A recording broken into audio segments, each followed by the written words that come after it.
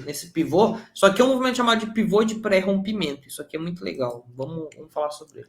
O pivô, como é que ele consiste aqui, né? É o básico do pivô. Uma pernada de alta, aqui seguindo o padrão aí das ondas de Elliott. Pernada de alta, um recuo de aproximadamente 40% a 60% dele, com volume menor do que o volume que causou a impulsão, ou seja, um volume decrescente, aí ele vai e rompe o topo anterior.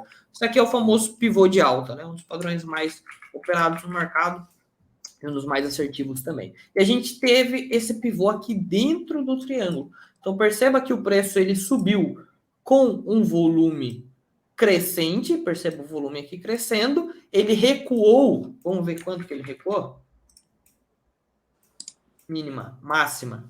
Recuou aqui em torno de 40%, como a gente comentou, com o volume decrescente, perceba o volume caindo aqui no recuo, e a gente está indo aqui em busca do rompimento dele. Caso esse rompimento seja confirmado, e como é que a gente confirma um rompimento? Com um fechamento acima do último topo, né? Do topo do pivô. Então, se o preço ele fechar aqui em cima, se o gráfico semanal fechar aqui em cima, a gente tem um rompimento. E o que é o pivô de pré-rompimento? Lembra que eu comentei aqui no começo dessa análise do pivô que ele estava dentro do triângulo? Geralmente, rompimentos de figuras gráficas, principalmente quando a gente olha time frames bastante grandes, como por exemplo o semanal, eles são seguidos de, ou melhor, seguidos não, né? São antecipados de um pivô de pré-rompimento. Um pivô para sair do triângulo. Por quê? Porque geralmente dentro da figura gráfica, a gente possui, pode ser uma linha tendência de baixa, no caso do triângulo ascendente, uma linha tendência de alta, pode ser um suporte clássico, pode ser um suporte na forma de cunho, enfim, a gente tem suportes e resistências que demarcam o padrão gráfico. Esses suportes e resistências, como todos, possuem uma grande região de oferta e demanda. Então, muitas vezes a gente precisa desse pivô de pré-rompimento. Por que a gente precisa? Porque o pivô ele é a impulsão do mercado, já voltando para ondas de Elliott, que ele explica muito bem também em seus livros.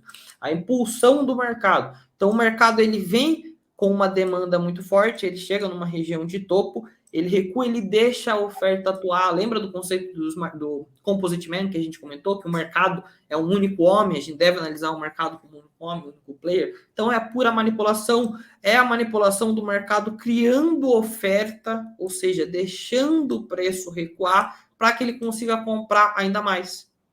Quando a gente tem esse recuo sem volume, o que significa? Significa que ele não tem volume, ele não está comprando, ele está deixando vender.